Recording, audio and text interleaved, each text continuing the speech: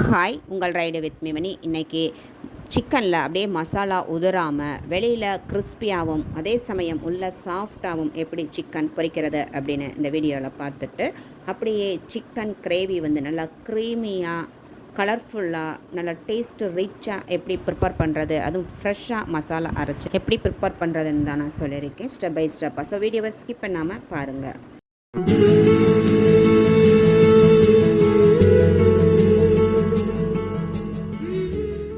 1.5 kilo வந்து chicken எடுத்து நல்லா இந்த மாதிரி க்ளீன் பண்ணி தான் பிரித்து வச்சுருக்கேன். அதில் ஒரு பகுதியில் வந்துட்டு இந்த மாதிரி எடுத்து வச்சு இஞ்சி பூண்டு பேஸ்ட்டு 1 ஸ்பூன் போட்டுட்டு, அது கூடவே கொஞ்சமாக மிளகாய்த்தூள், அப்புறம் உப்பு, ஒரு 2 ஸ்பூன் அளவுக்கு தயிர்.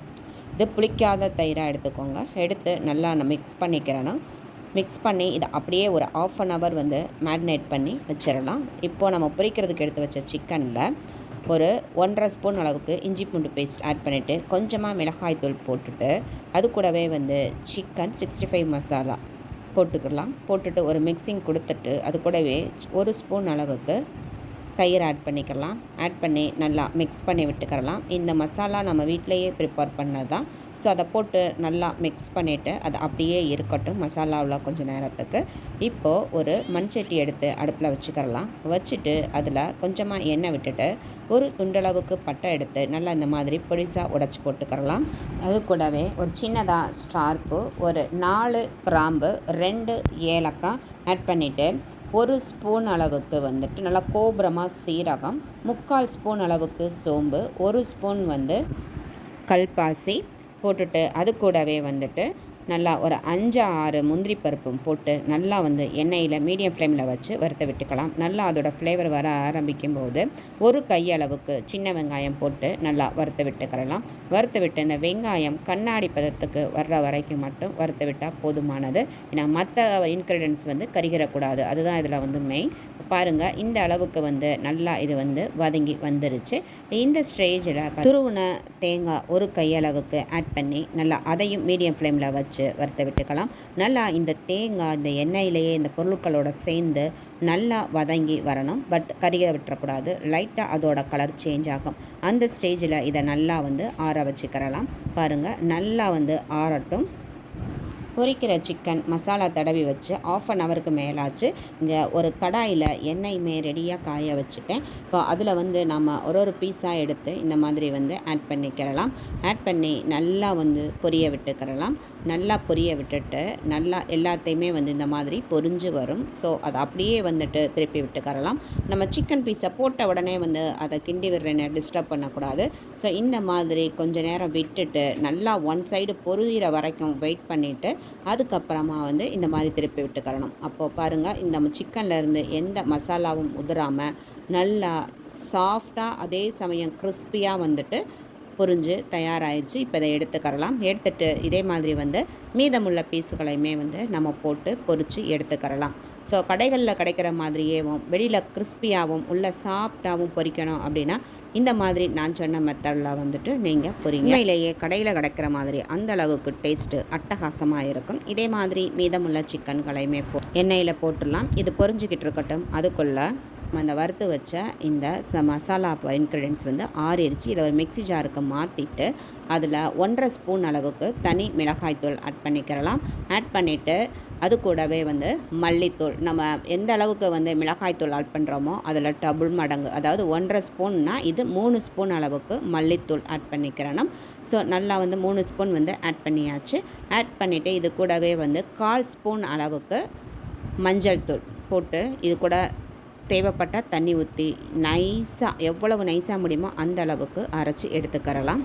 நாம் செகண்ட் பேட்ச் போட்ட சிக்கனுமே பொரிஞ்சு நல்லா பார்க்கும் பொழுதே வந்து சாப்பிடணும்னு தோணுமாறு அந்த மாதிரி மசாலா எதுவும் உதிராமல் அருமையாக வந்துட்டு பொரிஞ்சு வந்துக்கிட்டு இருக்கு. இதை நல்லா வந்துட்டு ஒன் சைடு குக் ஆனதை ஒன் சைடு வந்து பரட்டி விட்டுக்கிறலாம். திருப்பி போட்டு விட்டுட்டு நல்லா பொரிஞ்சதுமே வந்து நாம் அதை எடுத்துக்கிறலாம். ஸோ பாருங்கள், இதே மாதிரி வந்து நீங்களும் பொரித்து பாருங்கள், அட்டகாசமாக இருக்கும். இப்போ சிக்கன் எல்லாம் பொரிச்சாச்சு. நாம் வறுத்த அந்த மசாலாவையுமே அரைச்சி நல்லா மைய அரைச்சி எடுத்துகிட்டு வந்தாச்சு. இப்போ அந்த ஒரு மண் சட்டியில் எண்ணெய் விட்டுட்டு அது கூடவே ஒரே ஒரு பிரிஞ்சி இலை போட்டிருக்கேன். போட்டுட்டு கட் பண்ணி வச்ச வெங்காயத்தை 2 பெரிய வெங்காயம் ஆட் பண்ணி நல்லா வந்து இதை எண்ணெயிலேயே வந்து வதக்கி விட்டுக்கறலாம். வதங்கிட்டு அது இந்த கண்ணாடி பதத்து ஸ்டேஜை தாண்டும் போது 2 பச்சை மிளகாய் இந்த மாதிரி உடச்சி ஆட் பண்ணிக்கிறலாம். ஆட் பண்ணி நல்லா வந்து வதக்கி விட்டுக்கறலாம். இப்போது ஒரு இனுக்கு கருவேப்பிலையுமே இது கூட போட்டுக்கறலாம். நல்லா ஃப்ளேவர்ஃபுல்லாக இருக்கும். ஸோ நல்லா வெங்காயம் வதங்கி வந்ததும் இது கூடவே வந்து நாம் 1 ஸ்பூன் அளவுக்கு இஞ்சி பூண்டு பேஸ்ட்டை ஆட் பண்ணிக்கிறலாம். ஏன்னா நம்ம ஏற்கனவே சிக்கனில் வேறு நம்ம இஞ்சி பூண்டு பேஸ்ட்டு ஆட் பண்ணியிருக்கோம். ஸோ அதனால் வந்து இந்த வெங்காயத்துக்கு கூட வந்து 1 ஸ்பூன் வந்து இஞ்சி பூண்டு பேஸ்ட் ஆட் பண்ணால் போதும். போட்டு நல்லா வந்து இந்த வெங்காயம் எண்ணெய் இது கூடயே வந்து நல்லா இதை வதக்கும் பொழுது நல்லா அந்த இஞ்சி பூண்டு பேஸ்ட்டோட பச்சை வாசம் போய் நல்லா அதோட ஃப்ளேவர் வந்து கமகமான வர ஆரம்பிக்கும். அந்த ஸ்டேஜில் ஒரு 1/4 ஸ்பூன் அளவுக்கு காஷ்மீர் சில்லி பவுடரும் கொஞ்சம் மஞ்சள் தூளும் போட்டு ஒரு மிக்ஸ் பண்ணி விட்டுக்கறலாம். இந்த ஸ்டேஜில் கருக விட்டுறக்கூடாது. ஏன்னா இது வந்து ஒரு கலருக்காகத்தான் நம்ம இந்த காஷ்மீர் சில்லி ஆட் பண்ணுறோம். இது உங்களுக்கு தேவையில்லைன்னா ஸ்கிப் பண்ணிக்கிறலாம். இப்போ மிக்ஸ் பண்ணி விட்டு நல்லா தகன்னு மின்னும் பொழுது நம்ம அரைச்ச அந்த பேஸ்ட்டை வந்து இது கூட ஆட் பண்ணிக்கிறலாம். ஆட் பண்ணி நல்லா மிக்ஸ் பண்ணி விட்டுக்கறலாம். நல்லா அந்த எண்ணெயில் வெங்காயத்துக்கூடையே இது வதங்கி இந்த மசாலா வந்து அப்படியே எண்ணெய் பிரிஞ்சு வரணும். பார்த்திங்களா, இந்த மாதிரி இந்த அளவுக்கு வந்து நல்லா அப்படியே மீடியம் ஃப்ளேமில் வச்சு வதக்கி விட்டுக்கிறணும். இப்போயே வந்து கமகமான வாசம் வரும். இந்த ஸ்டேஜில் நம்ம மேரினேட் பண்ணி வச்ச இந்த சிக்கனை ஆட் பண்ணி நல்லா மிக்ஸ் பண்ணி விட்டுக்கிறணும். நல்லா இந்த மசாலாவிலையே மிக்ஸ் பண்ணி விட்டுட்டு நல்லா இந்த சிக்கன் வந்து தண்ணி எதுவும் ஆட் பண்ணாமல் அப்படியே வந்து ஒரு நிமிஷத்துக்கு விட்டுறணும். 1 நிமிஷம் கழித்து கட் பண்ணி வச்ச 2 தக்காளியை வந்து ஆட் பண்ணி நல்லா மிக்ஸ் பண்ணி விட்டுக்கிறணும். நல்லா மிக்ஸ் பண்ணி விட்டுட்டு வெங்காயம் வந்து சேர்க்கும் பொழுதே நாம் இந்த தக்காளி ஆட் பண்ணலாம். பட் இந்த மாதிரி செய்யும் பொழுது இன்னும் டேஸ்ட்டு அட்டகாசமாக இருக்கும். ஸோ இந்த சிக்கன் வந்து குக்காகி வரும் பொழுது இந்த தக்காளியும் குக்காகி நல்லா வந்துடும். இப்போ நல்லா மிக்ஸ் பண்ணி விட்டுட்டு மூடி போட்டு மூடிடலாம்.